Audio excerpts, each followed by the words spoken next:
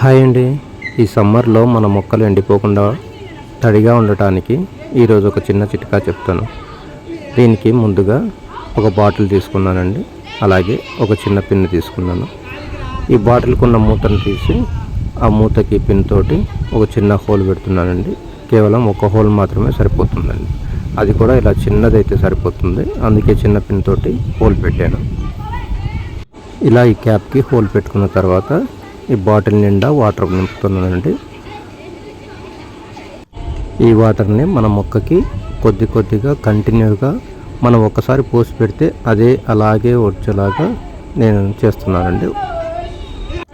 రోజులో ఒక్కసారి మనం ఈ బాటిల్ నింపి పెట్టామంటే రోజంతా కూడా ఆ బాటిల్లో వాటరు ఆ మొక్కకి ఎలా అందుతాయో ఇప్పుడు మీకు చూపిస్తాను. చూశారు కదా, ఈ హోల్ చిన్నగా ఉంటుందండి, కొద్ది కొద్దిగా వాటర్ మాత్రం బయటకు వస్తుంది. ఇప్పుడు ఈ సపోటా మొక్కకి ఈ బాటిల్ ద్వారా కంటిన్యూస్గా వాటర్ ఎలా అందిస్తానో మీకు చూపిస్తాను. ముందుగా ఈ మొక్క పక్కన ఈ మట్టిలో కొద్దిగా తవ్వుకోవాలండి. మరీ ఎక్కువగా తవ్వుకోవాల్సిన అవసరం లేదండి, కొద్దిగా అలా తవ్వుకోవాలి. ఇలా తవ్వుకున్న ఈ గుంతలో మనం ఒక ముంత పెడతామండి. అదేంటి, ఒక చిన్న సైజు కుండ.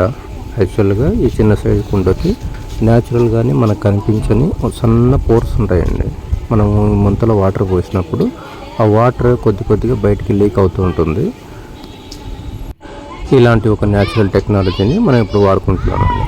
ఈ ముంత పూర్తిగా బుడిపోకుండా దాని నెక్ వరకు మాత్రమే పొడుస్తున్నానండి.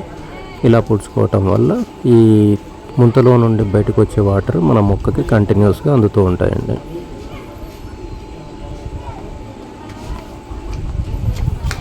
ఇలా ఈ ముంతని నెక్ వరకు పొడుచుకున్న తర్వాత దీని నిండా కూడా వాటర్ పోస్తున్నాను.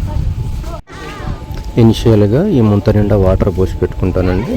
తర్వాత మన బాటిల్ని ఇలా రివర్స్లో ఆ ముంతలోకి పెడతానండి.